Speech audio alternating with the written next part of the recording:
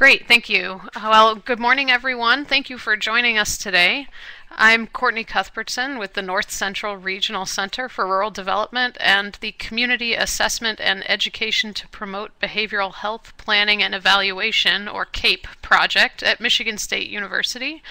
The CAPE project is funded by the Substance Abuse and Mental Health Services Administration in collaboration with the United States Department of Agriculture's National Institute of Food and Agriculture.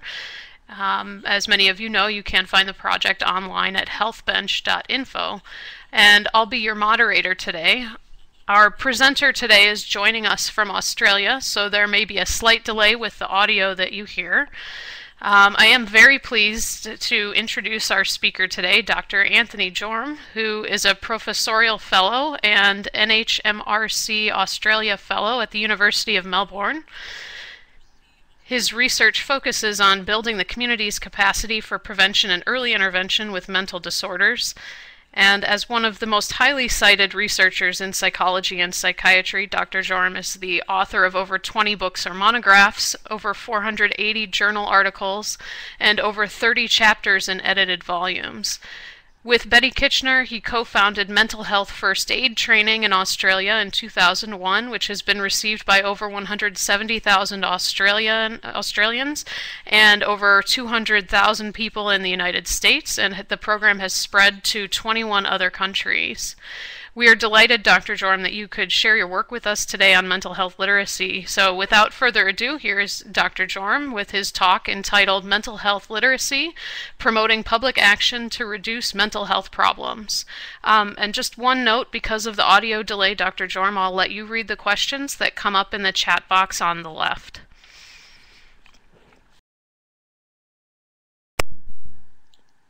Okay, thank you and good morning.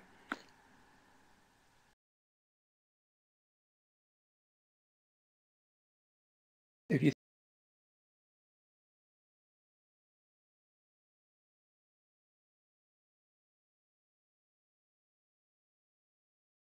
in the area of prevention, people commonly know about safe sex to prevent HIV/AIDS. They know about the link between smoking and various diseases, and they know what constitutes a healthy diet.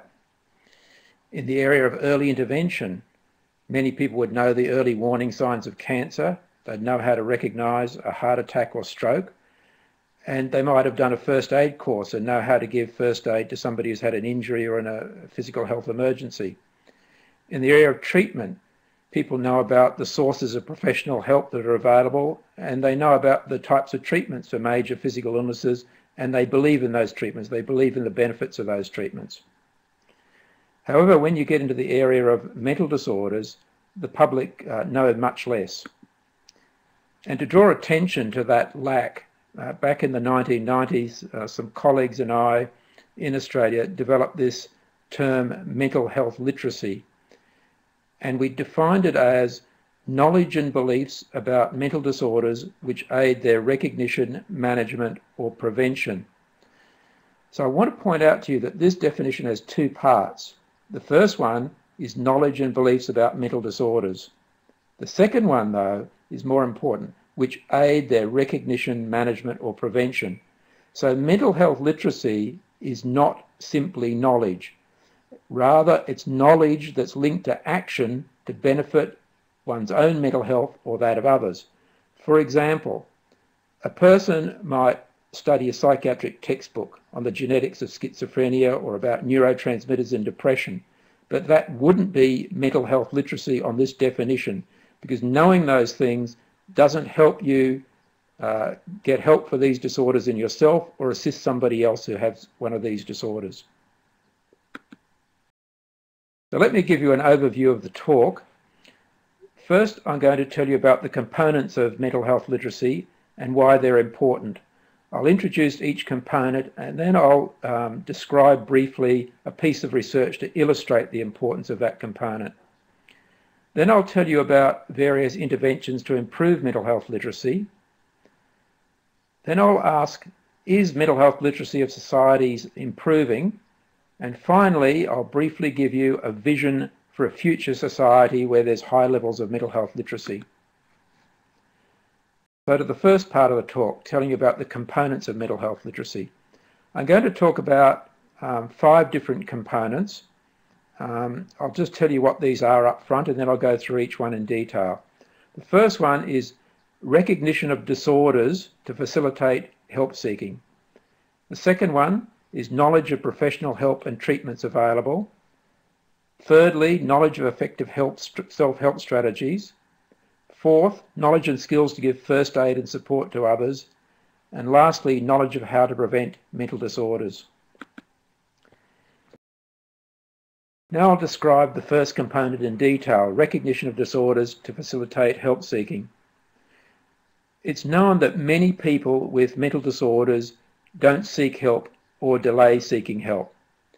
For example, when we carry out national surveys of mental disorders, as have been done in both the United States and Australia, we find that mental disorders are very common, but many people who are recognised as having mental disorders in those surveys don't report any professional help seeking for their problem. We also know that when people do get professional help, there are often long delays. For common mental disorders like depression or anxiety disorders, the delays may be years in some cases, and for more severe psychotic disorders, sometimes they may be months. We also know that the longer people delay in getting help, the worse their outcome tends to be. So the longer the delay between the point of onset of disorder and the point where they get professional help, the worse their long-term outcome. We also know that lack of recognition that a health problem is a mental disorder is a major contributor to delayed help seeking, and I'll describe in a minute some research illustrating that. And one of the reasons that people do fail to recognise that they're experiencing a mental disorder is because the onset of mental disorders is often during adolescence. And this is a time when people don't have the maturity or they don't have the knowledge to recognise that the distress and the disability that they're experiencing are associated with a mental disorder.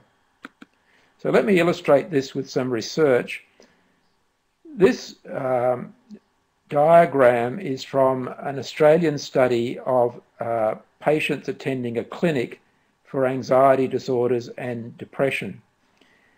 And if you look, I'm going to move the little arrow here, if you look up the top here and it's got age, you can see along here there's a continuum of age. And down here we have various types of mental disorders: panic disorder without agoraphobia, panic disorder with agoraphobia, social phobia, generalized anxiety disorder, OCD, mood disorder, and specific phobia. Now these bars here show the point where the average person, the age at which the average person had onset. So this is the average age of onset for panic disorder without agoraphobia, the average age for panic disorder with agoraphobia, social phobia, generalized anxiety disorder, OCD, etc. And this point at the end of each bar is the point where they got professional help seeking. Okay. So the length of the bar, length here, length here, length here, is the number of years delay between the person having onset of the disorder, the average age of onset, and the average age that they got professional help. And you can see for all these disorders, the typical delay is many years. Now here is another little line showing the beginning of a grey part of the bar. And this is the average age in which people recognise that the problem they were experiencing was a mental disorder. So you can see that there's a very long delay between onset of the disorder and getting help. But once they get this point of recognition, of conceptualising their problem as a mental disorder, then the delay becomes quite short. So one of the reasons that this seems to occur is that the self-labelling is the key to a type of schema, a mental schema in memory. For example, the depression schema. So a schema is an organised set of knowledge in memory.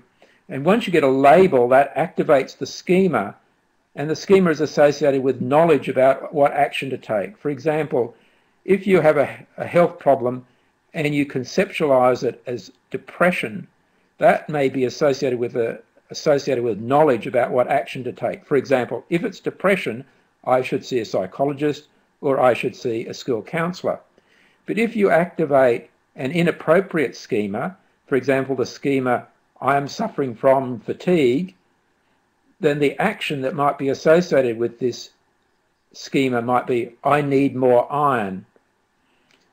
So appropriate self-labeling by the person, doctor, I think I'm depressed, not only assists the person about what action to take, but also might assist the treating practitioner to detect the disorders and to act upon them.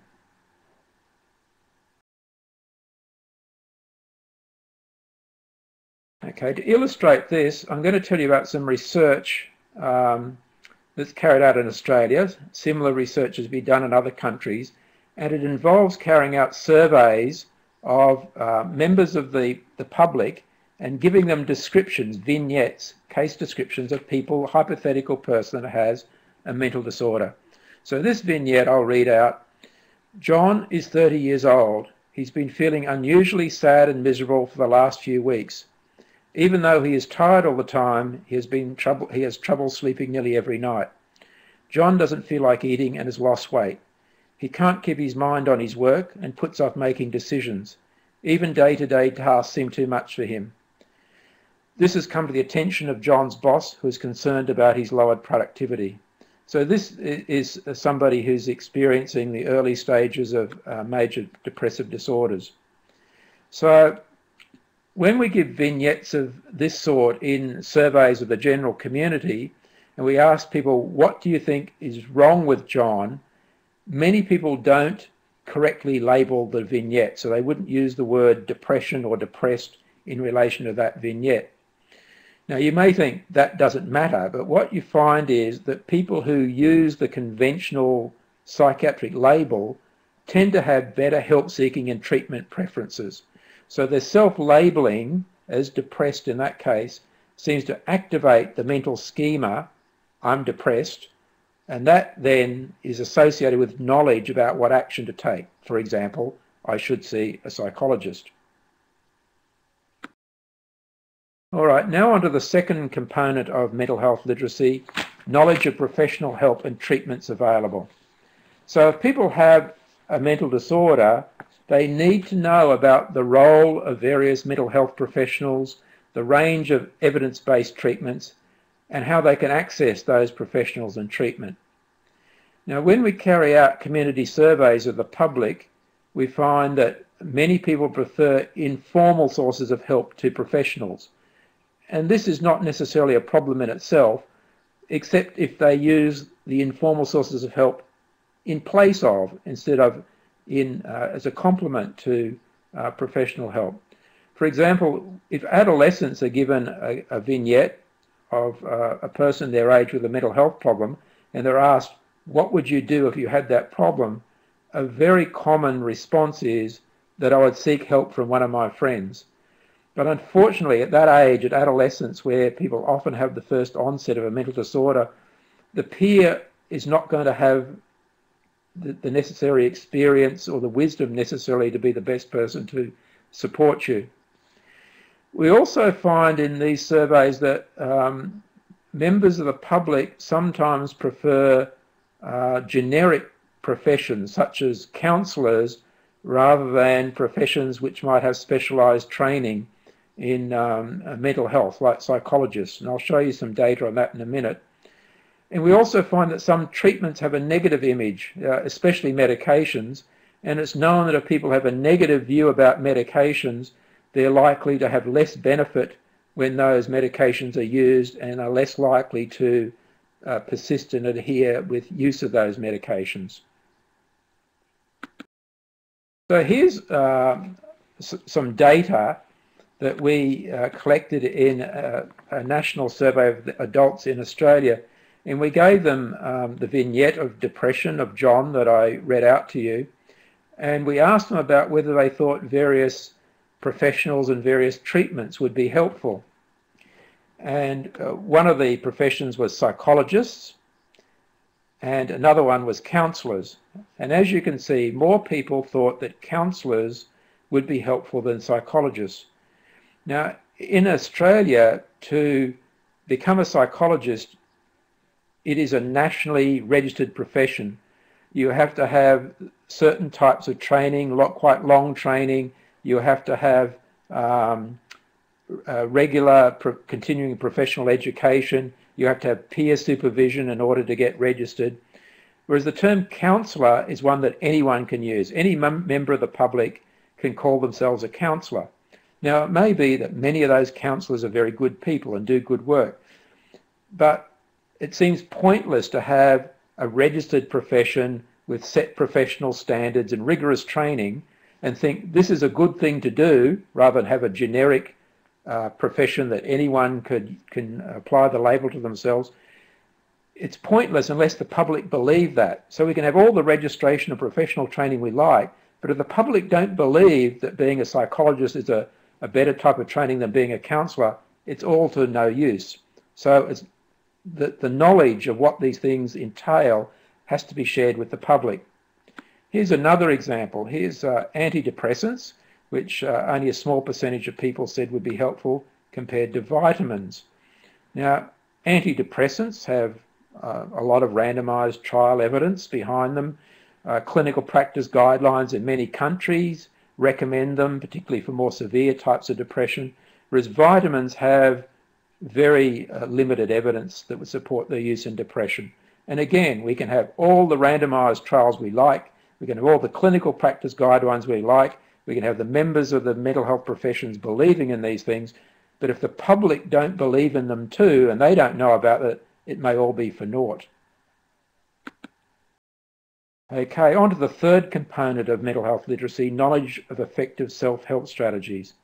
What we find in national surveys is that the public are very positive about self-help strategies, and they commonly use these strategies, particularly for anxiety disorders and depression.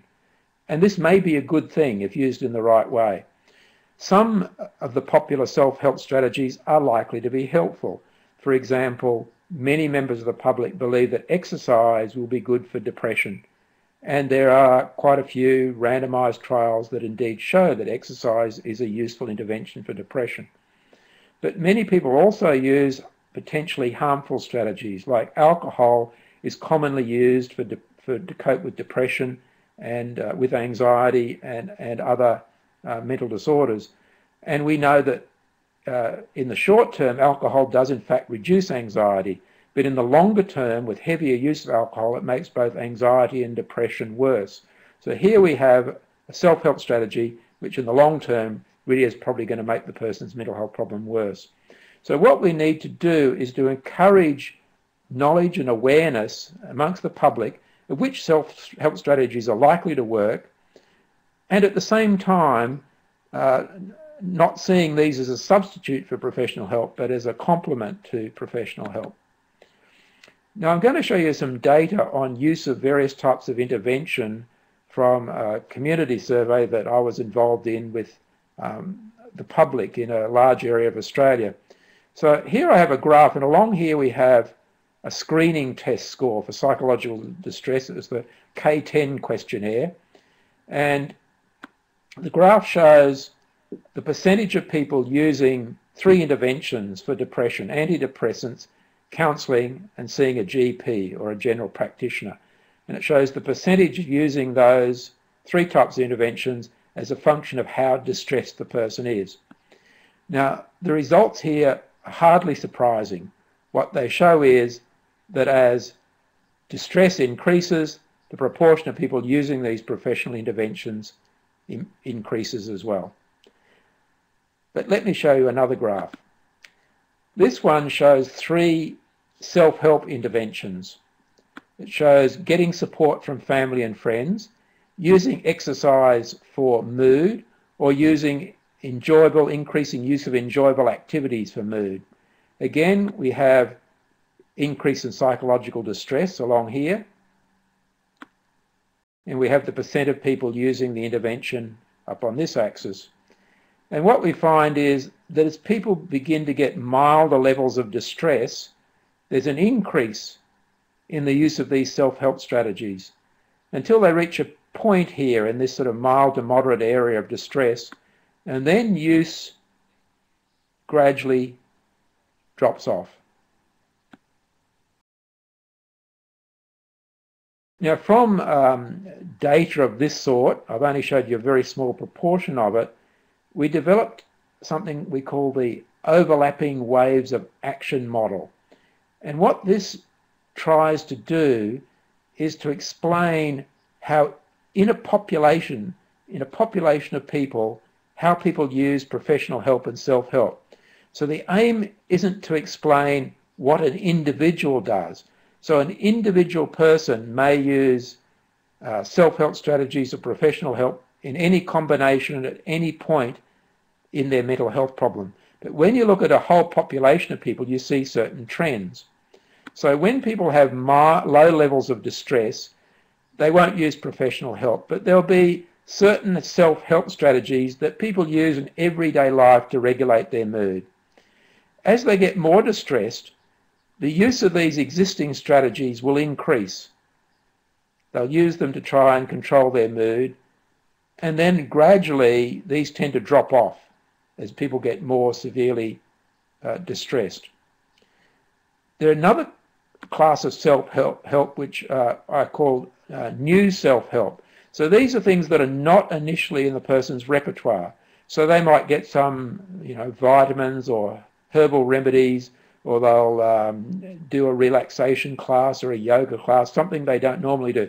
So what we find is that these new self-help strategies also increase.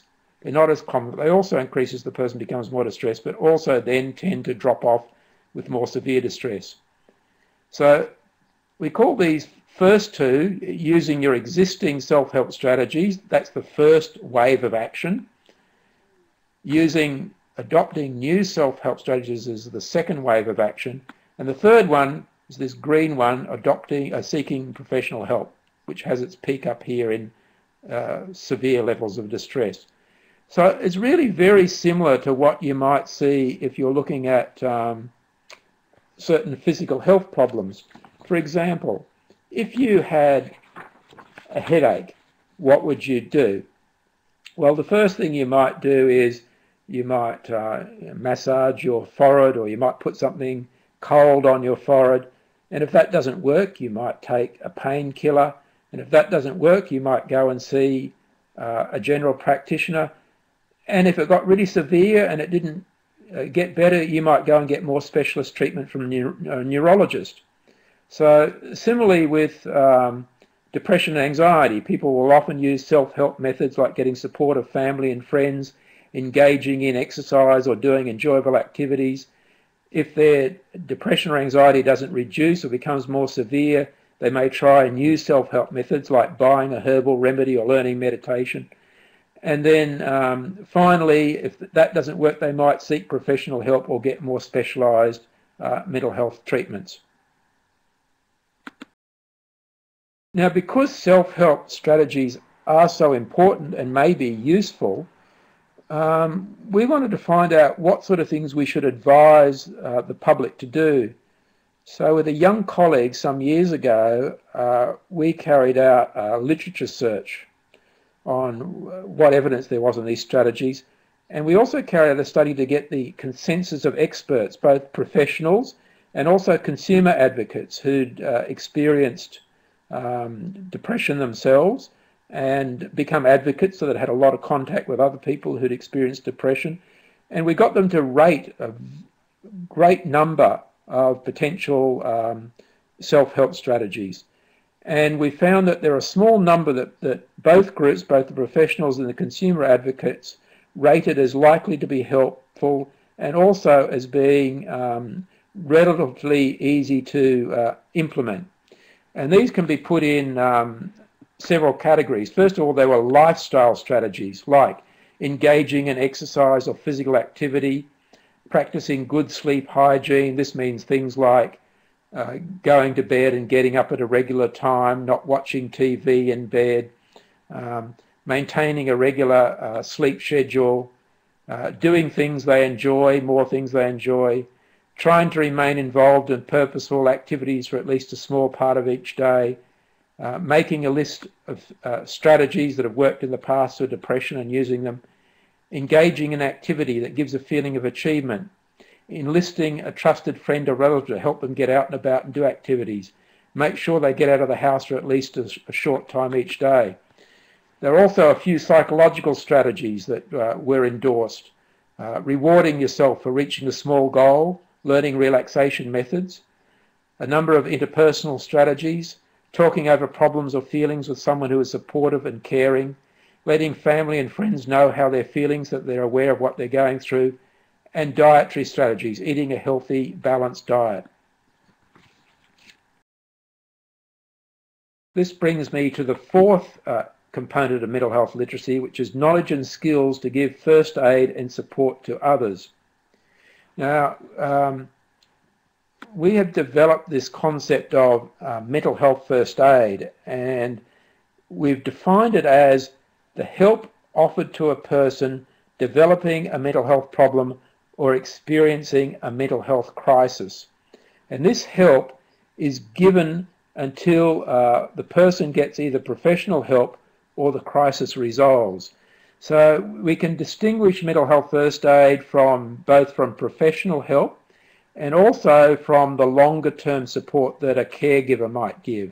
So it tends to use the term to refer to the initial help when the person is developing a problem or they're a newly emerging crisis.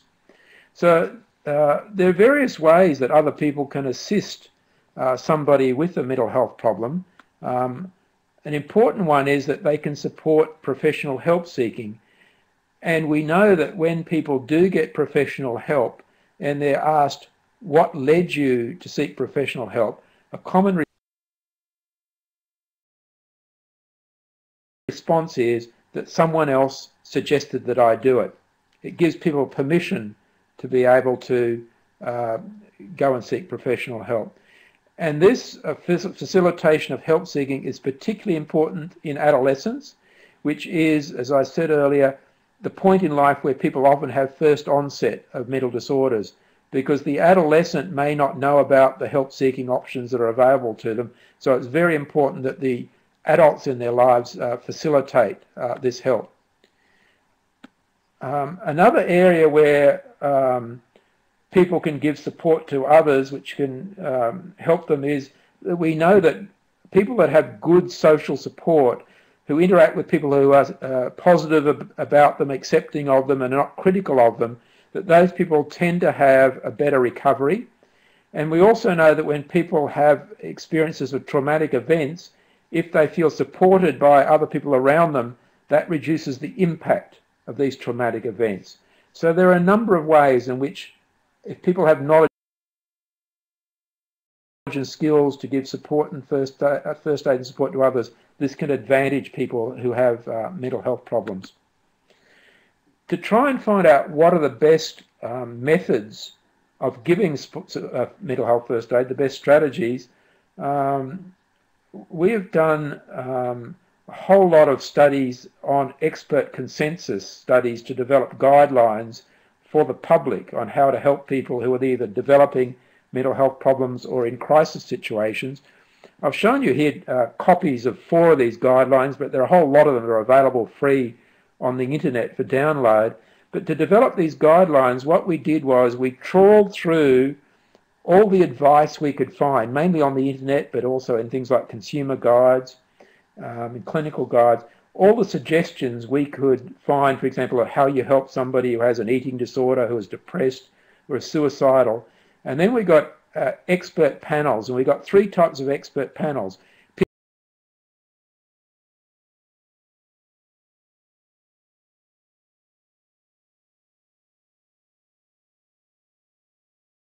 From those 3 groups about every action that was thought to be helpful by all 3 groups about assisting somebody who was developing one of these problems or had one of these crises.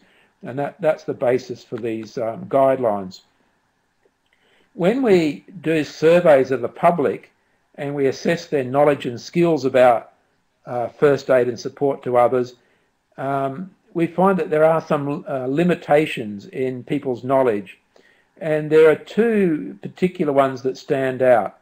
The first one is there is commonly a reluctance to discuss suicidal thoughts.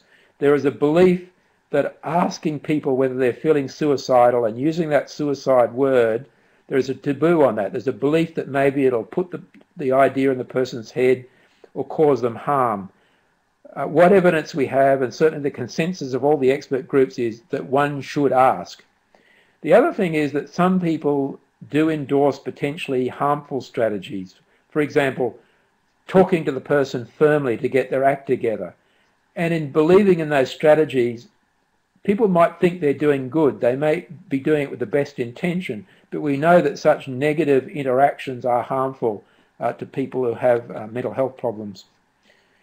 Here I'm just showing you a graph of a national survey we did in Australia of young Australians, and we asked them whether they had had contact with somebody who had a mental health problem and what sort of things they did to help, if anything.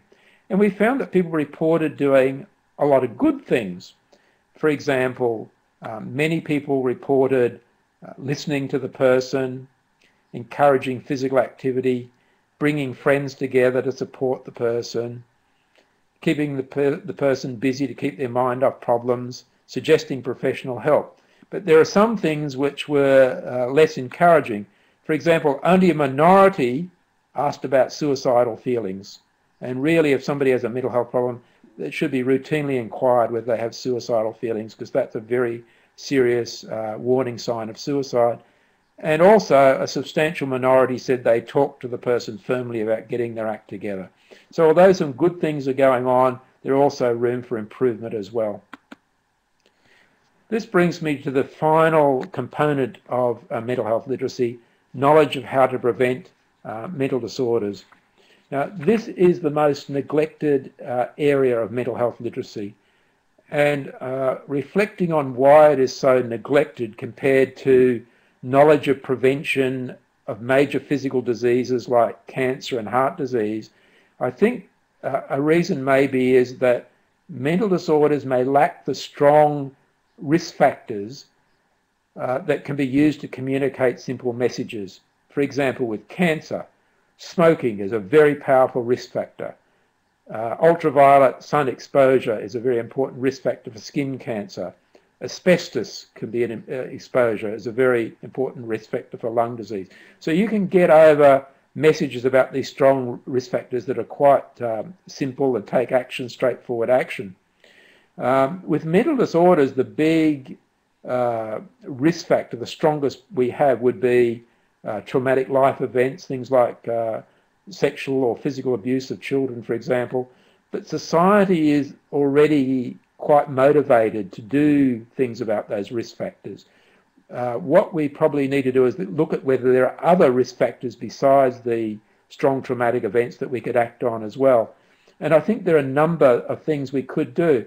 For example, I think there's sufficient evidence that cannabis is a risk factor for psychosis, and that's something that needs to be more widely known, particularly amongst young people. There's also a lot that parents can do to take action to reduce mental health problems. For example, we know that the longer children are delayed in having their first drink of alcohol, the lower the risk that they'll develop alcohol problems later on. We know that parental monitoring, which is taking an interest in what your children are doing, what time they'll be home, who they're hanging out with, what activities they're involved in, that parents who monitor their children, take an interest in this way, we know reduces their risk of substance use. For prevention of depression, we know that if children grow up in a home where there's a lot of conflict, arguing between the parents, the children are more at risk of depression when they are older. And parents need to know that if they have conflict, as they sometimes will, particularly if they're going through separation or divorce, don't fight in front of the children, particularly don't involve the children in the conflict, in taking sides. Another example would be in schools, in workplaces.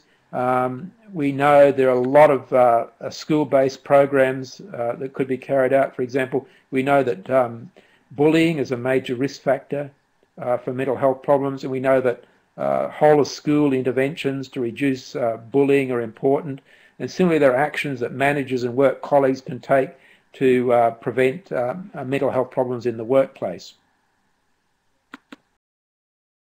This brings me to the second part of the talk. Now I've described mental health literacy and the various components of it. I want to just briefly tell you about interventions to improve mental health literacy. And I think we have some good evidence that mental health literacy can be improved. And I'm going to talk to you briefly about 4 different approaches. Firstly, community campaigns. Secondly, school-based interventions. Thirdly, training courses. And fourthly and lastly, web-based information. Now, there have been many community campaigns throughout the world which have had one of their aims is to improve mental health literacy. And what I'm going to do is just tell you about 3 of them that have some good evidence as illustrations. The first one is an Australian one called Beyond Blue. Beyond Blue is a national non-profit organisation in Australia to address depression and anxiety at the whole of community, whole of population level. And it uses many methods to get its messages across. It's not a single mode campaign. It's not just a media or advertising campaign. It sponsors a whole lot of events like plays about mental health. It runs community education forums for members of the community.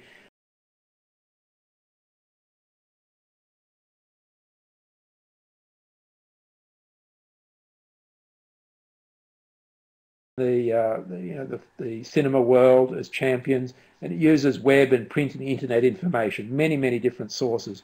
It's been going on for about a decade in Australia, but when it first started, it was run in some of the states of Australia more than in others, and we were able to compare knowledge and beliefs in those states that had a more intense exposure to those that had a less intense exposure. And we found that those with a greater exposure to Beyond Blue had better recognition of depression and beliefs about treatment which are closer to those of professionals. So it did seem to be doing something. A second campaign of this sort was one in Germany, and it began as the Nuremberg Alliance Against Depression, but it's since spread to many countries in Europe, as you can see in the map here, and also to Chile in South America. Again, it's a complex campaign. It's got many elements. It targets not only the general public, but also general practitioners, what they call community facilitators, people like police and teachers, consumers, and relatives as well.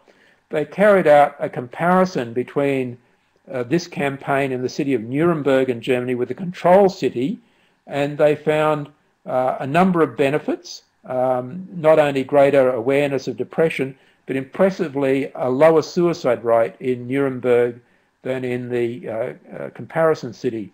And on the basis of that success, what was originally the Nuremberg Alliance has now become the European Alliance Against Depression and has spread to many countries.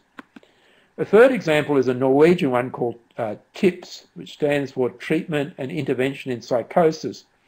And the aim of this program is to get young people who develop psychosis into treatment earlier.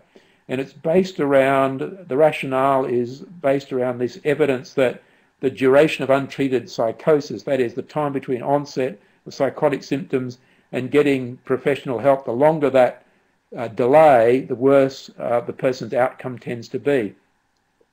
So to get earlier treatment of psychosis, they had an information campaign in the city in southern Norway where TIPS was run.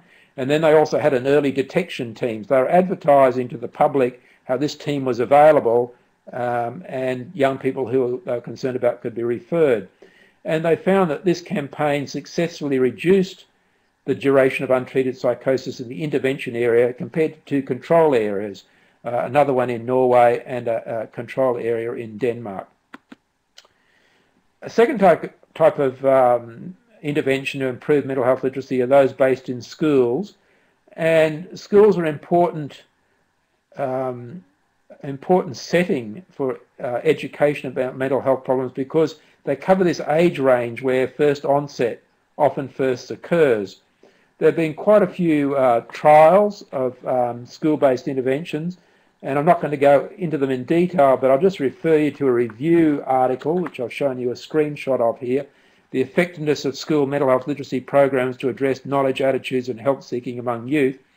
This review concluded that positive effects have been found in knowledge and attitudes and in help seeking, but unfortunately the quality of the studies is poor. So this is an area where we need better quality of evidence, but what is there seems to suggest that change is possible.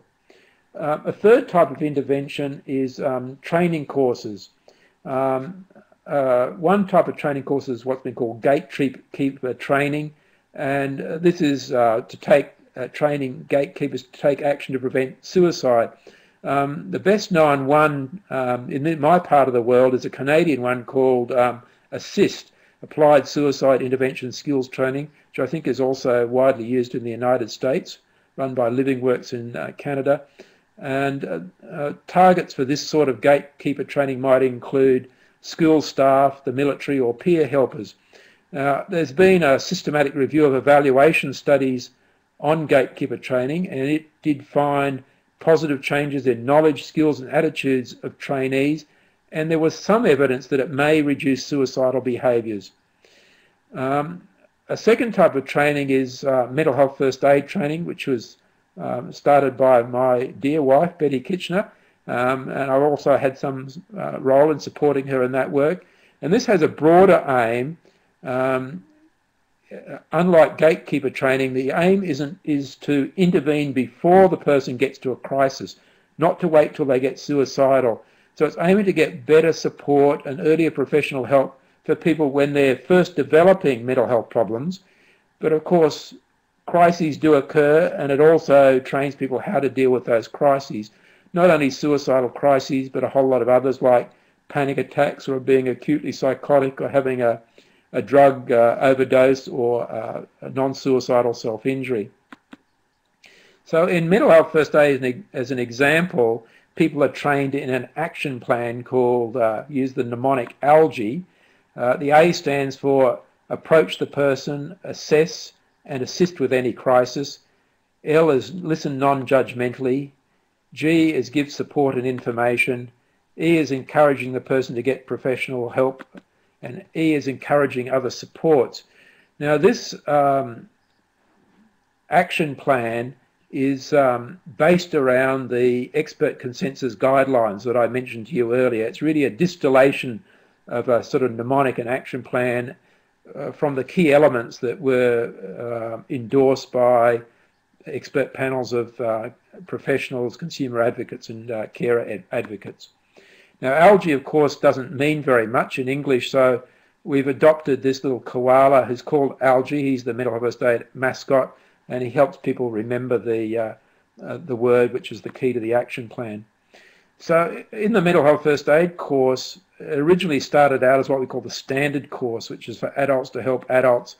But now there are other courses. There's youth mental health first aid, which is for adults to assist mainly adolescents. And more recently in Australia, you don't have it in the USA yet. You have standard and youth mental health first aid, but not teen mental health first aid, which are adolescents to assist their peers. And there have been numerous studies on mental health first aid training. There's a recent meta-analysis of these studies carried out by a Swedish group, and they have found that that knowledge improves, mental health literacy improves, people do more supportive actions towards others, and stigma reduces. One of the beauties of this model is that it is possible to roll it out more widely. In 2011, in Australia, we reached more than 1% of the Australian population trained, and it's certainly possible that soon we'll get to 2% and beyond. And I think over developed countries in general, it would be possible to get quite a substantial proportion of the populations trained in this type of intervention. And mental health first aid is spread from Australia now to over 20 other countries. The fourth type of intervention I want to tell you about is web-based information. Now, the internet, you'll be well aware, is now a major source of information about health in general and mental health problems in particular. And there's been a lot of research looking at the quality of the information on the internet, and it's found that it's variable. Quite often it is poor. There are good websites, but often it is poor. The good news is that together with some colleagues in Australia, we rated the quality of a whole lot of web sources of information, and we found that Wikipedia is consistently of very high quality, which is good. Its downside is that it has quite a high reading age, so it's really written at a level for quite educated people, but is a good high quality source of information. Most of the work that's been done on web-based information tends to look at quality, and very little research has been looked at whether it changes behaviour.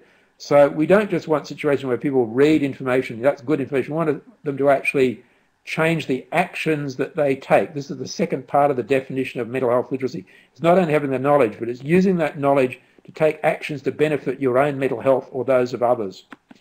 Now, there have been some websites that have been evaluated in this way. For example, some colleagues of mine in Australia developed an information website called Blue Pages, which they went to a lot of trouble to make sure that all the advice about depression and its treatment was evidence-based. And they found that Blue Pages did increase not only mental health literacy, but also decreased depression symptoms. Another website is a colleague of mine, Leslie Burke, developed called bipolarcaregivers.org. And this is for carers of people with bipolar disorder. And all the content of this was developed through an expert consensus study of people who had bipolar disorder, their family members and professionals. And again, it was the expert consensus at a higher level for each of those three groups that went into the content of this website. So it ensures the content is very high quality. And research has been carried out on people who spontaneously use this website, giving them questionnaires about what actions they took following consulting the website. And it's found that there are people who change the way they behave towards a loved one or someone they know with bipolar disorder as a result of reading the information on this website. A third example is the mental health first aid guidelines that I showed you earlier. We developed these to inform the content of mental health first aid training, but we put them up on the internet and we found that a very large number of people download the guidelines. So we did a study where we followed up people. When people download the guidelines, we asked them to fill out a questionnaire about themselves and said, can we follow you up? And when we followed them up, a month or so later, and we asked them, did you do anything differently to help someone after reading these guidelines? We found there are a proportion of people from reading the guidelines alone say that they did things to help people that they wouldn't otherwise have done. Okay, that brings on to the next part of my talk, which is mental health literacy improving? I don't have any data on that in the United States. I wish we did. People haven't really researched it. The best data comes from Australia and Germany, where we've had repeat surveys over time. And in both countries, there have been major improvements. Anecdotally, I believe that in other developed countries, there probably have been similar improvements. I'll just show you the Australia data. This shows when we did our first national survey of mental health literacy in 1995, and we gave people a vignette of John with depression. We said, what do you think's wrong with John? Then we repeated that in 2003 and again in 2011. And as you can see, from 1995 to 2003 to 2011, there's been a substantial improvement in the percentage of people who recognise John as having depression. When we look at various interventions, I'll just show you some examples here that I mentioned earlier. So we asked people about what would be helpful for John. Would it be helpful to see a psychologist? And you can see that the percentage believing in this has increased dramatically. The percent believing in antidepressants has increased dramatically, and similarly with psychotherapy. The percent believing that it would be helpful for John to deal with his problem alone has decreased markedly. So I think results of this show that over quite a short historical period, it is possible to produce major changes in people's knowledge and beliefs about mental disorders. Now, sometimes when I talk about mental health literacy and empowering the community and getting more knowledge and skills in the whole community, people feel that this is potentially taking resources away from mental health services, which are often poorly resourced in many countries. but I don't see it as competing. I see these as complementary activities. So mental health literacy involves spreading expertise to the whole community, because mental health professionals cannot possibly cope with the number of people that have mental disorders. When you look at the national surveys that are carried out in the United States and other countries, it's quite a large percentage in any 1 year. You know, typically it might be 1 in 5 in a 12-month period might have one of the common mental disorders. And there's no way that all those people can be getting engaged by a specialist mental health service. We need to spread the skills that everybody in the community has some skill. People who are consumers or caregivers need to have greater skills, and specialist mental health professionals greater skills again. An additional benefit of spreading that skill and spreading mental health literacy is that we get increased support for improving mental health services. Because the reason that mental health services, I think, are so poorly resourced in many countries is that it's not a voting issue. That if people realise that these are really important disorders that can really disable a person, affect their lives in a serious way, that we can improve people's lives through intervention, we get that public support, it becomes a voting issue, and we get community support to increase resources for services. And I think a very good example of this is a survey in Germany where they asked people, if we had to cut the health budget, what should we cut?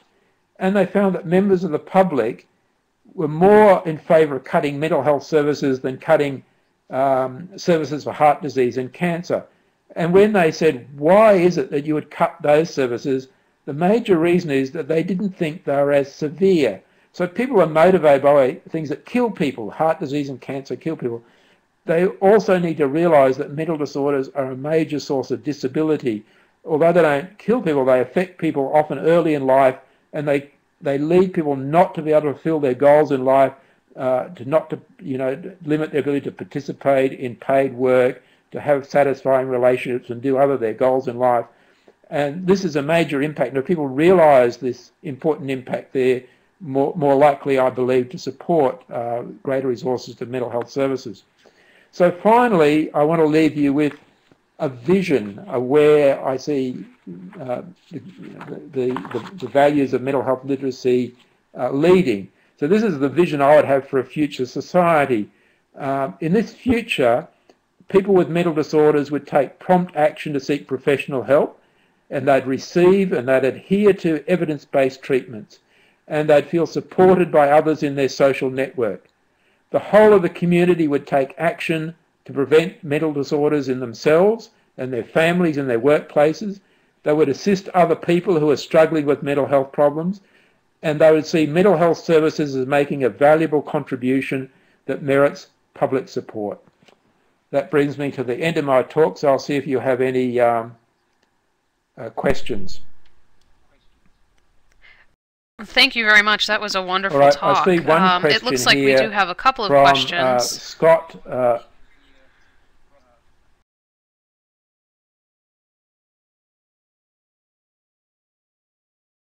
Will I read out the questions now?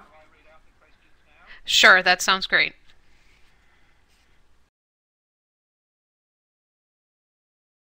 Okay, the first question is from Scott Loveridge. What is the website address for the guidelines?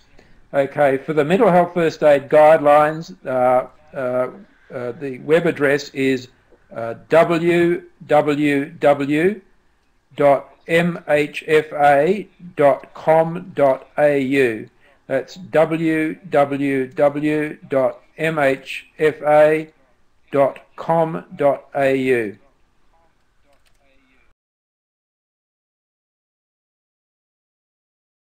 Alternatively, if you go to Google, that's correct, Courtney, you've got it there. If you go to Google and put in mental health first aid guidelines, you will find them all.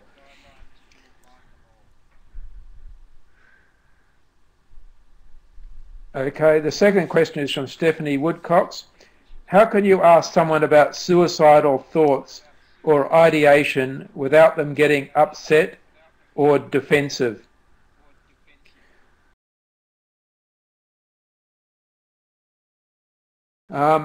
I would recommend you have a look at the mental health first aid guidelines we've done on how to help someone that's suicidal.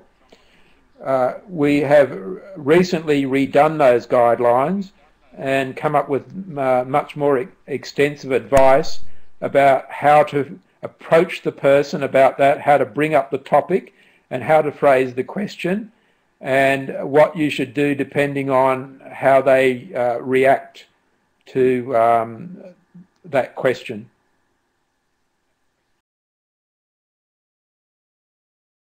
D. Owen says, the slides will be available, yes, question mark. And Scott Loveridge says, both slides and archive presentation will be posted at healthbench.info. Thank you, Scott.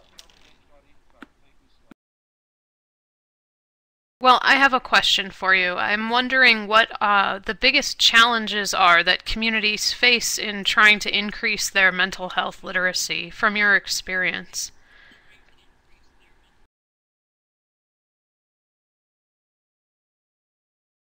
That's a very good question.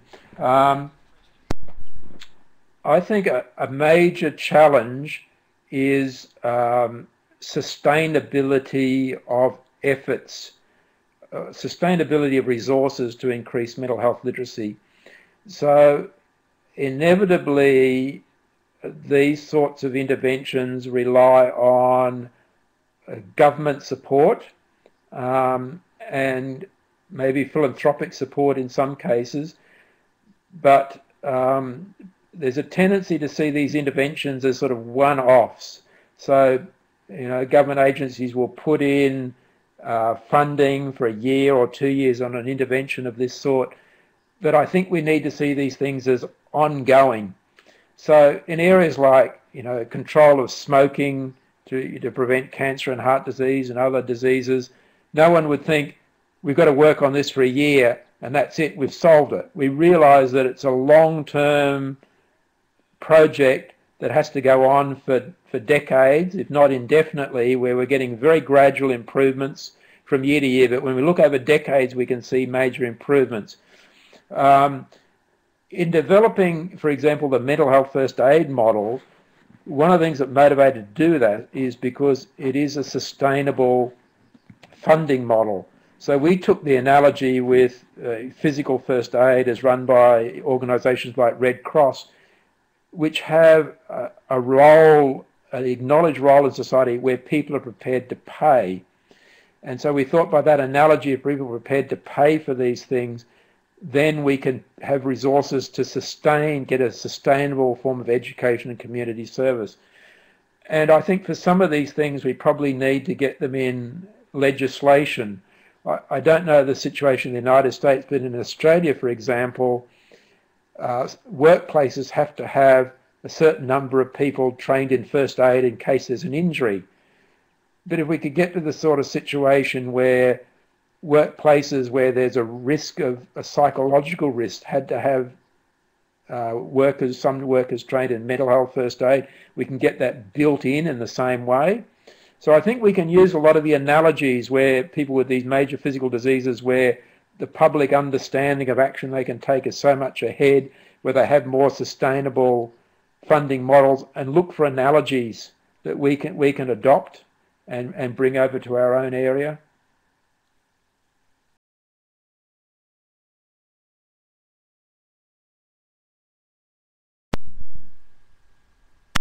There's a question coming up from Jan 2. How could a community coalition best measure a community's mental health literacy? Well, what we have done, and it's not a cheap thing, is to do surveys. So we do surveys of representative samples, so like computer-assisted telephone surveys, and we give people, you know, a description of someone like John with depression or someone with psychosis. We say, what do you think's wrong with this person? If this was you, what would you do? If this was someone you knew and cared about, what would you do to help them? And we ask them questions about their attitudes towards that person and their sources of knowledge and so on. And we try and do those surveys every few years, repeatedly, so that we can monitor how the population is tracking in that area and also find subgroups of the population where greater attention is needed. It's also particularly important to do those surveys with young people because, as I said, with adolescence and early adulthood, this is often an age of first onset, and particularly maybe an age because of lack of experience and maturity, where mental health literacy might be lower. So I think young people are a particular target for mental health literacy interventions and a particular target for population monitoring.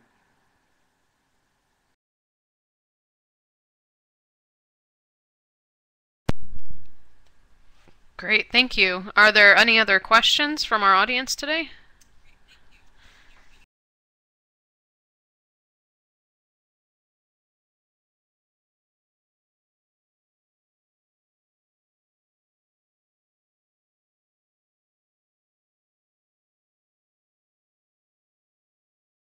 Well, I can think of one other question. I was wondering how receptive have people experiencing mental illnesses been to this more proactive community approach with mental health literacy?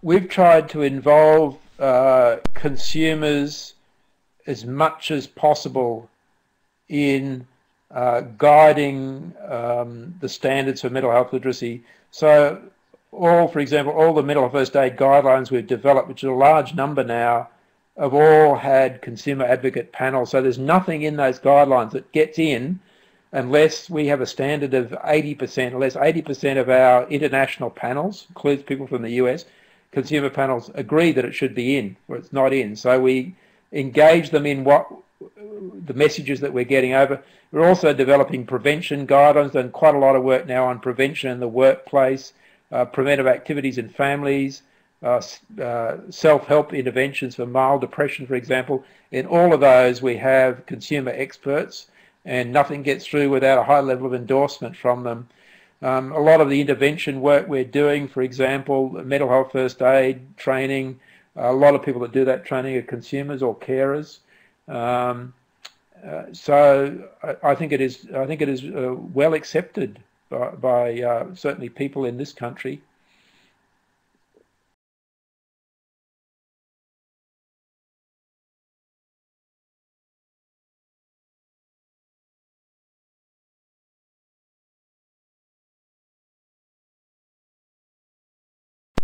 Wonderful. Well, Dr. Jorm, I'd like to thank you again for your time today, and thank you everyone for